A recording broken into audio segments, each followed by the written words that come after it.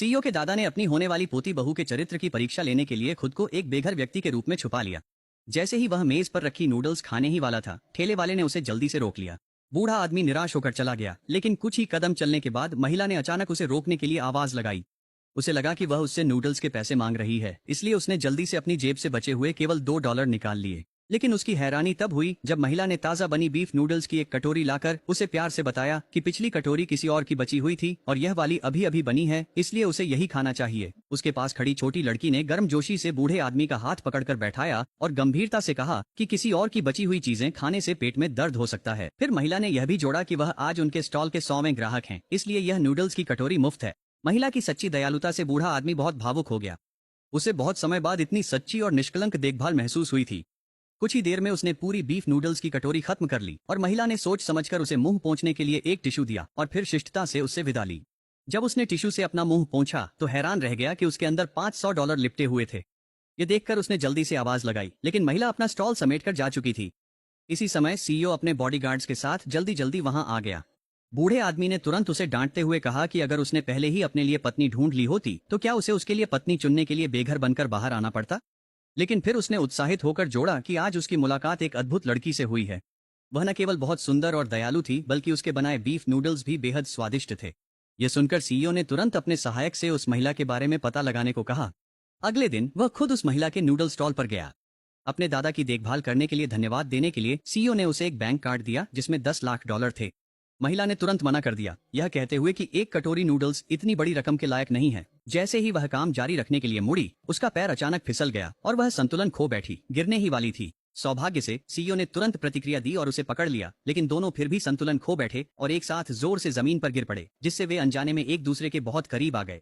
वातावरण तुरंत असहज हो गया, लेकिन सीईओ की नजर अचानक महिला के कंधे पर एक जानी पहचानी तितली के जन्म चिन्ह पर पड़ी, जिसने उसे 7 साल पहले की उस रात की याद दिला दी। उस समय जब सीईओ को नशा दे दिया गया था, वह अपनी जान के दुश्मनों से भाग रहा था और गलती से एक कमरे में घुस गया था, और जिसने उसकी जान बचाई थी उसके कंधे पर भी बिल्कुल वही निशान था। इसका मतलब था कि उसके सामने खड़ी नूडल स्टॉल की मालकिन वही जीवनदाता थी जिसे वह पिछले 7 सालों से ढूंढ रहा था। लेकिन उसी पल सीईओ ने कुछ और भी चौंकाने वाला देखा। महिला के बगल में एक छोटी लड़की खड़ी थी।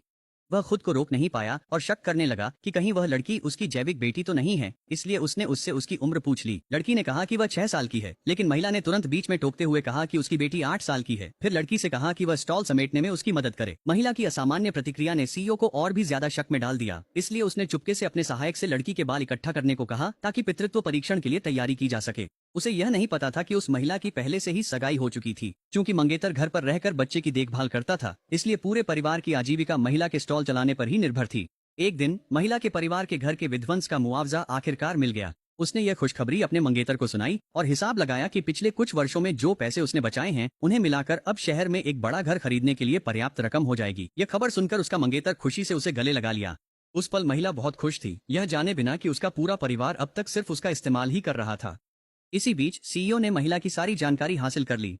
यह जानने के बाद कि उसने वर्षों तक कड़ी मेहनत की है और अब आखिरकार एक बड़ा घर खरीदने जा रही है और गृह प्रवेश का भोज देने वाली है, उसने अपने सहायक से कहा कि एक शानदार तोहफा तैयार करे, क्योंकि वह खुद वहां जाकर उसे बधाई देना चाहता था।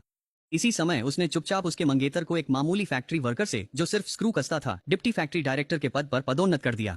मंगेतर बहुत खुश हुआ और कहा कि वह महिला उसकी लकी स्टार है। 2 दिन बाद गृह प्रवेश भोज में उसने सबके सामने यह घोषणा करने की योजना बनाई कि उसके पास एक शानदार पत्नी है और उसे डिप्टी फैक्ट्री डायरेक्टर के पद पर पदोन्नत किया गया है। जल्द ही गृह प्रवेश भोज का दिन आ गया। मंगेतर के सभी रिश्तेदार उन्हें बधाई देने आए और उनकी चापलूसी में वह घमंडी होने लगा। फिर वह मंच पर गया और कहा कि वह उस व्यक्ति का धन्यवाद करना चाहता है जो उसके लिए सबसे महत्वपूर्ण है और जिसने उसके लिए एक नई जिंदगी के दरवाजे खोले हैं। लेकिन उस महिला के लिए यह चौंकाने वाली बात थी कि उसने जिस व्यक्ति का परिचय कराया वह कोई और महिला थी। उसने तुरंत जानना चाहा कि आखिर क्यों 7 साल साथ रहने और परिवार को संभालने के लिए इतनी मेहनत करने के बाद वह अचानक उसे छोड़ रहा है। माँ ने कहा कि वह महिला तो बस गाँव की एक लड़की है जिसमें कोई असली काबिलियत नहीं है। अब उसका बेटा फैक्ट्री का डिप्टी डायरेक्टर है और उसके साथ खड़ी महिला एक अमीर वारिसा है। उनका मिलन उन्हें और भी मजबूत बना देगा। फिर उसने उस महिला से कहा कि अगर उसमें थोड़ी भी समझदारी है तो उसे तुरंत यहाँ से चले जाना चाहिए। महिला कुछ कह पाती उससे पहले ही बेवफा मंगेतर ने $10,000 निकाल कर कहा कि यह उसकी भरपाई के लिए है।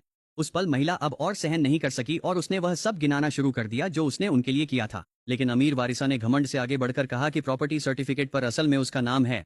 महिला को यकीन ही नहीं हुआ। उसने खुद हर एक पैसा बचाकर घर खरीदा था, तो वह किसी और का कैसे हो गया। मंगेतर ने तुरंत उसे प्रॉपर्टी सर्टिफिकेट दिखा दिया। यह स्वीकार न कर पाने पर महिला आगे बढ़ी और अपने मंगेतर को पकड़ लिया और उससे पूछा कि उसने उससे झूठ क्यों बोला। जब मां ने देखा कि उसका बेटा सवालों के घेरे में है तो उसने महिला को धक्का दे दिया और मंगेतर ने तुरंत सुरक्षा गार्ड्स को आदेश दिया कि उसे समारोह से बाहर निकाल दें। अपनी मां को परेशान होते देख बेटी जल्दी से आगे बढ़ी और उन्हें रोकने की कोशिश की। जैसे ही समारोह में अफरा तफरी मच गई, सीईओ एक तोहफा लेकर वहां आ पहुंचे। उसने देखा कि लड़की के गले में जो जेड का लॉकेट था वह बिल्कुल उसी के पास मौजूद दूसरे हिस्से से मेल खाता था। उसी समय उसके सहायक को अस्पताल से एक फोन आया। डॉक्टर ने बताया कि पितृत्व परीक्षण की रिपोर्ट आ गई है और लड़की वास्तव में सीईओ की बेटी है। माँ और बेटी को परेशान होते देख सीईओ गुस्से में मंगेतर की ओर बढ़ गया।